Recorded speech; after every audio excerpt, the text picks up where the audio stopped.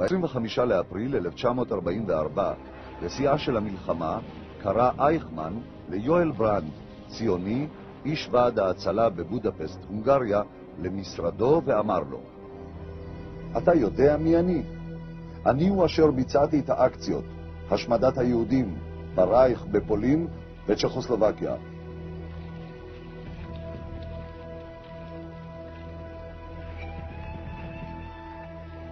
אתה הגיע תורה של יהדות הונגריה, אך אני מוכן למכור לך 1,000,000 יהודים, סחורה בדם, דם בסחורה.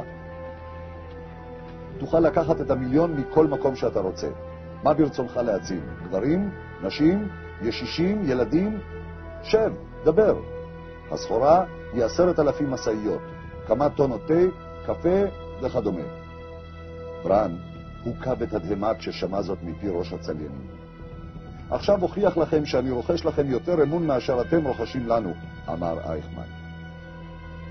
אתה תצא לאיסטנבול לנהל משא ומתן עם הסוכנות, ולכשתשוב ותודיע לי כי נתקבלה ההצעה, אפוצץ את כבשני אושוויץ ואעביר אל הגבול 10% מן היהודים שהבטחתי. אתה תקבל 100,000 יהודים במחיר 1,000 מכוניות מסע. ליואל ברנד היה ברור כי במקרה ומפוצצים את המשרפות לא ניתן יהיה לבנותם שוב, היות והגרמנים היו כבר בנסיגה בכל החזיתות.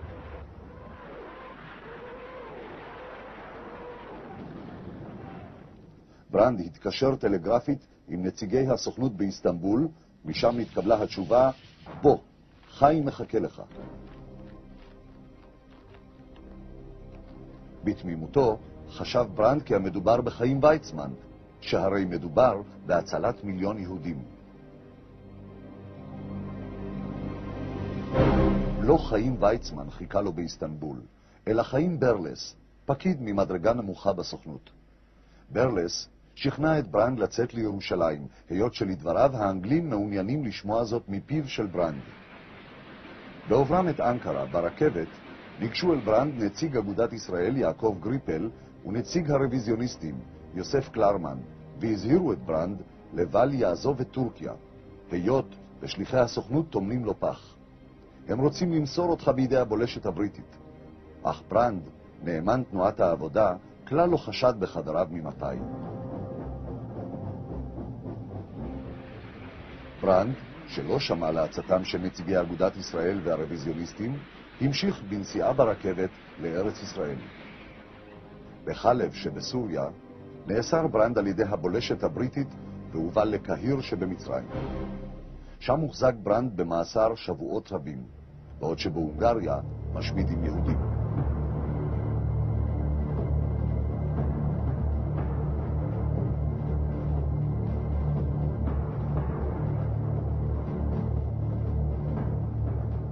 לבסוף, כאשר האנגלים כבר החליטו לשחרר אותו, היו אלה נציגי הסוכנות אשר עיכבו את יציאתו. לקהיר הגיע טדי קולק, מעוזריו של בן גוריון, למטרה זו. יואל ברנד: הם, אנשי הסוכנות, ביקשו להרגיעני ולעכבני. הדבר עלה בידם, מעולם לא דחו את נסיעתי לשבועות, אלא לעוד כמה ימים, ושוב לעוד כמה ימים.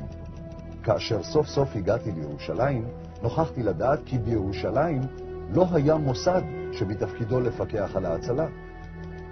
יום יום התרוצצתי במשרדים שונים, ולאט לאט התברר לי כי אני רודף חזון מדוחים.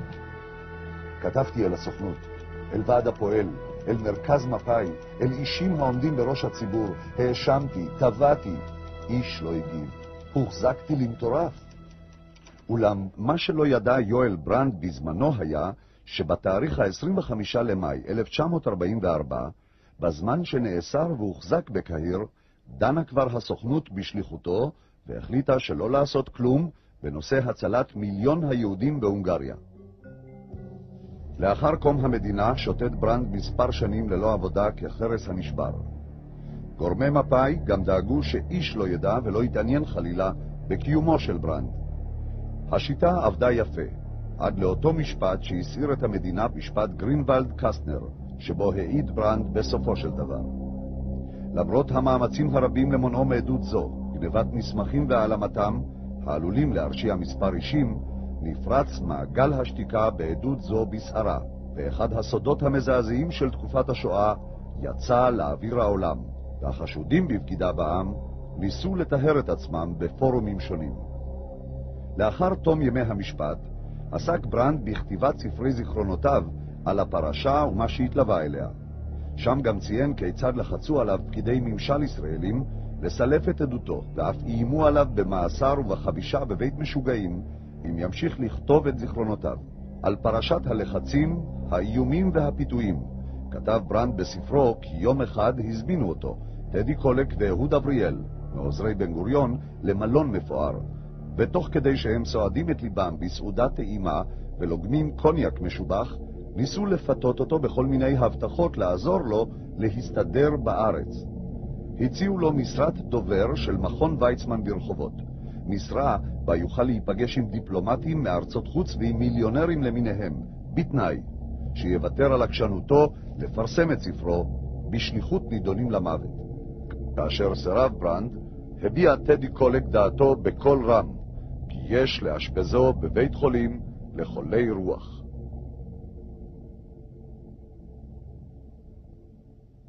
בין חברי הסוכנות הופץ אז תזכיר סודי בין 5 דפים שחובר בידי אולפינרי הרדגלס, לימים מנכ"ל משרד הפנים הראשון של מדינת ישראל.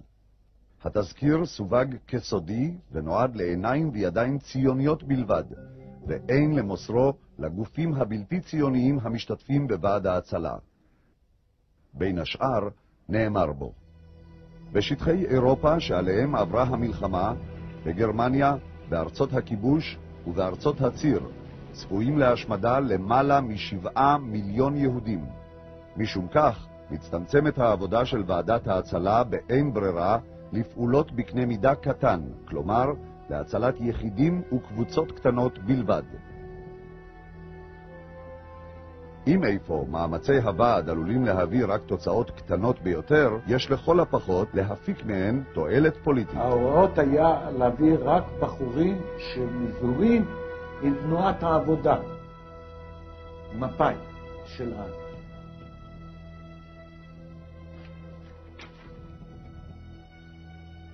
יכולים להינצל בדרך זו רק כמה מאות אנשים, ולא דווקא אלה שאנו מעוניינים בהם.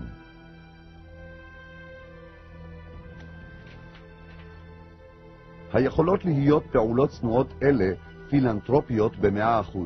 זאת אומרת, מבלי להבדיל בין טיב האנשים שלהם מוגשת העזרה, כלומר, לתיתה לכל אחד שזקוק להם, האין לתת לפעולה זו אופי ציוני לאומי, ולהשתדל להציל בראש ובראשונה את אלה שיכולים להביא תועלת לארץ ישראל וליהדות? היינו שליחות להציל יהודים, והם בחרו רק איזה יהודים כן ואיזה יהודים לא. סלקציה. קראנו לזה סלקציה. כמו שהגרמנים עשו סלקציה, מי הולך למחנות המוות, מי הולך לעבודה, מי הולך לזה. ככה המפקדים שלנו עשו סלקציה לפי מפלגות. אני מבין שהעמדת השאלה בצורה זו יש בה משום אכזריות, אולם לדאבוני עלינו להגיד שאם ביכולתנו להציל רק 10,000 איש, וצריכים אנו להציל 50,000 שיהיו לתועלת לבניין הארץ ולתחיית העם, ומאידך יש לנו 1,000,000 יהודים שיהיו לנו למעמסה, ובמקרה הכי טוב יהיו אלמנט אדיש. עלינו להבליג ולהציל את 10,000 שאפשר להצילם מבין 50,000, על אף התלונות והתחנונים של 1,000,000. עלייה של המבוגרים מטהרן משמשת דוגמה. מחוץ לחלוצים ולעסקנים ציוניים באים המוני אנשים שאין להם כל קשר עם הציונות. אנשים ששוררת ביניהם דמורליזציה גמורה במובן הלאומי. ולכן עלינו באין ברירה לוותר על הצלת האלמנט המזיק. ההנהגה שלנו שיקרה אותנו, אמרה לנו, אתם עובדים להציל יהודים, אבל רק דאגו לכך שיהיו רק מהמפלגה שלנו. להימנע במידת האפשרות להביא אלמנטים בלתי ציוניים לארץ ישראל. אם כל הפעולה צריכה ומוכרחה להתנהל מנקודת מבט ציונית, הרי השותפות עם אגודת ישראל ואף עם הרוויזיוניסטים לא זו בלבד שאין בה כל תועלת, אלא להפך, היא מזיקה מאוד. וכשבאה קבוצה של דתיים מהמפד"ל, שהם לא היו חרדים, אז אמרו מכסות. 5%, 10%, אני לא זוכר את האחוזים, אבל אם היו שומר הצעיר, בלי חשבון, לעלות. וחרדים לא נתנו בכלל. לא נתנו לעלות. איסור.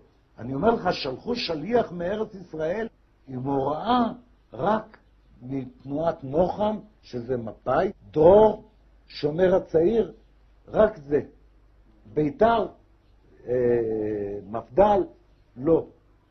וחרדים בכלל לא. ומה היה הטיעון? הם ראו שאנחנו רוצים להציל כל יהודי. אז הם שלחו את השליח הזה, והוא ישבתי לילה שלם, לא עצמנו עין, לשכנע אותי שהם פשפשו